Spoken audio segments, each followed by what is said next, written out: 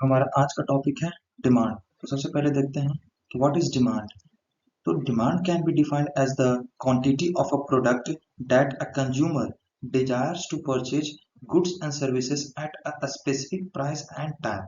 इसका मतलब होता क्या है कि किसी भी गुड्स, अब जैसे इकोनॉमी में क्या है कि हमारे पास तो नंबर ऑफ प्रोडक्ट्स हैं, जैसे जैसे हमारे पास टी शर्ट है, हमारे पास मिल्क है, वेजिटेबल्स हैं, शूज हैं, मोबाइल फोन्स हैं, एक्सेट्रा नंबर ऑफ प्रोडक्ट्स हैं।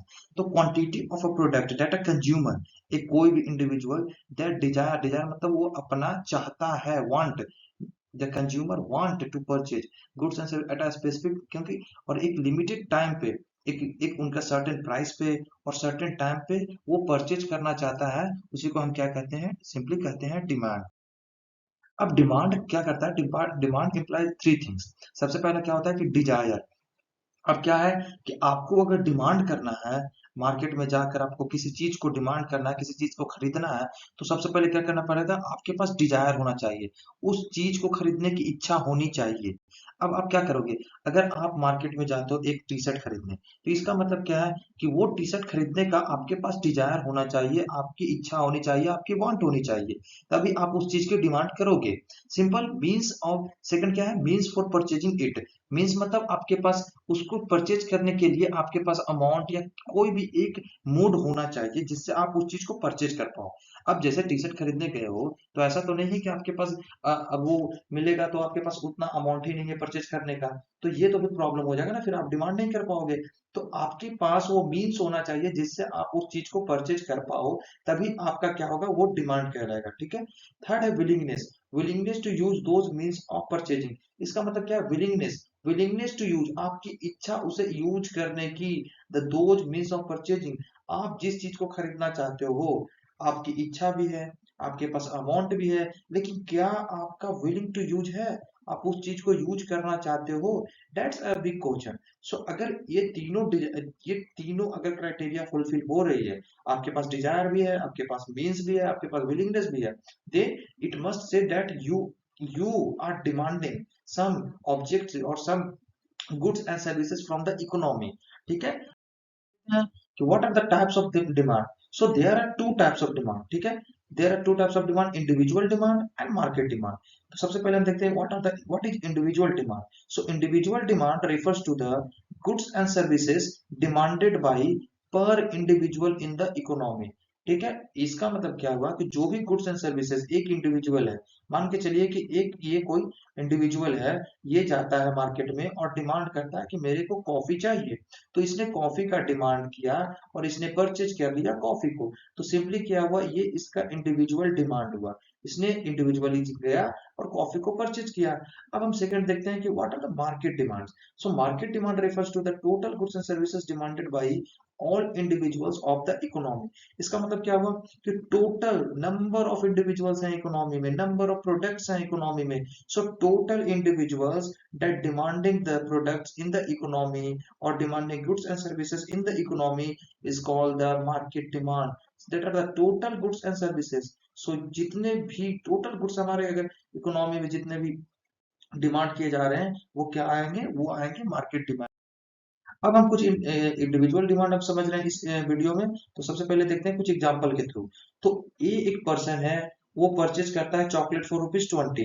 इसका मतलब क्या हुआ कि ए इंडिविजुअली कितना डिमांड करता है, ₹20 का चॉकलेट ये डिमांड करता है। ठीक है। सेकंड ने बी बी है, जो बी क्या परचेज करता है, टी शर्ट फॉर ₹250। तो इसने क्या किया, 250 का टी शर्ट क्या किया, इसने डिमांड किया। ठीक है। वैसे सी क्या करता है, परचेज शूज फॉर 400। इसका मतलब सी क्या किया कि परचेज किया, शू मतलब डिमांड किया इकोनॉमी से, तो ये क्या हुआ, ये इनका इंडिविजुअल डिमांड है। ठीक।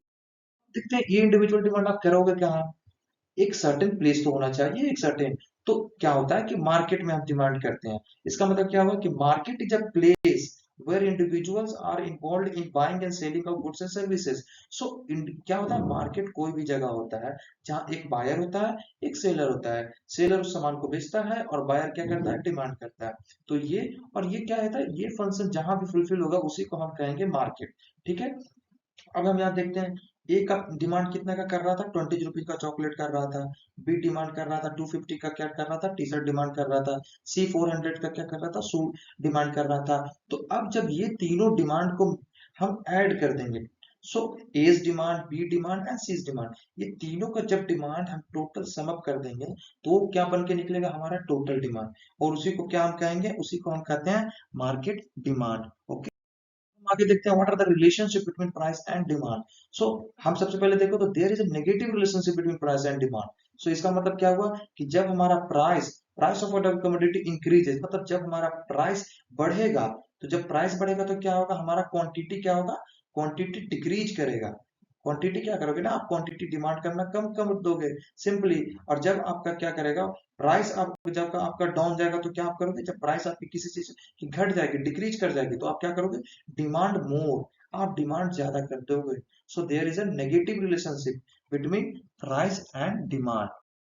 नेक्स्ट हम समझते हैं how price and time decides the demand for a commodity.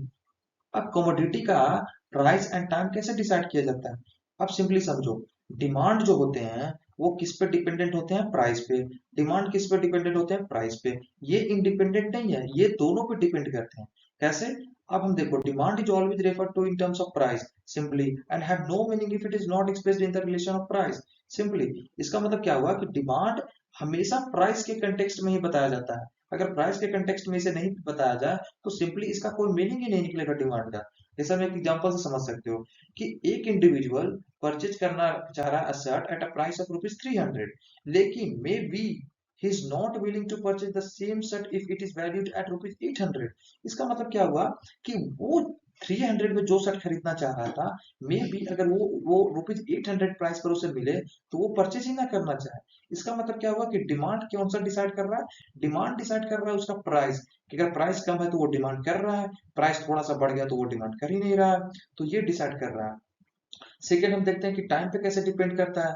तो demand is also always referred in terms of a price period and have no meaning if it is not expressed in relation to a time period. इसका मतलब क्या हुआ कि demand जो है ना, हमेशा इन टर्म्स ऑफ टाइम पीरियड को ही दिखाया जाता है। क्योंकि डिमांड क्या होता है, आप जैसे समझो, एग्जांपल के थ्रू हम समझते हैं। So the demand for woollen clothes may be for ₹2000 in winter but not demanded in summers. इसका मतलब क्या हुआ कि वुलन क्लोथ का मे भी डिमांड क्या होता है कि डिमांड विंटर में 2000 का हो जाए।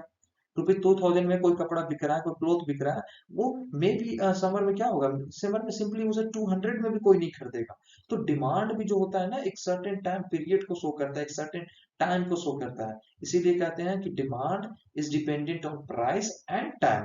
ठीक है, अब हम देखते हैं at last, demand for a community और service must include the following three key factors. कोई भी डिमांड होगा इकोनॉमी में तो वो थ्री की फैक्टर्स को जरूर से जरूर इंक्लूड करेगा। अब कौन कौन से होते हैं, the quantity to be purchase. Quantity मतलब अब आप बाजार गए, ठीक है, आपको एक टी शर्ट परचेज करना था, तो आपने डिमांड किया, तो हम क्या बोलेंगे, कितना आपने डिमांड किया। जब तक उसका क्वांटिटी ही पता नहीं रहेगा, तो जब हमें क्वांटिटी पता रहेगा कि आपने बाजार से 2 टी शर्ट खरीदे, 3 टी शर्ट खरीदे, 4 टी शर्ट खरीदे, तभी तो हम बता पाएंगे कि आपने इतने का डिमांड किया।